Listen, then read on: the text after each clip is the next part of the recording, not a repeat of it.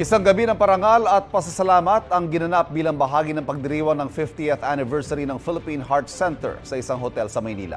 Isa sa mga kinilala si dating First Lady Imelda Marcos sa ginawaran ng PHC Golden Legacy Award.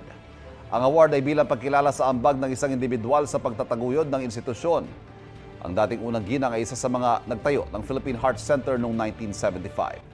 Binigyan din ng award ang iba pang individual na tumulong sa Philippine Heart Center.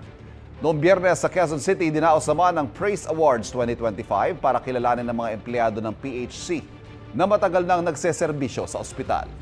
Nakatanggap ang mga piling empleyado ng cash incentive at plaque.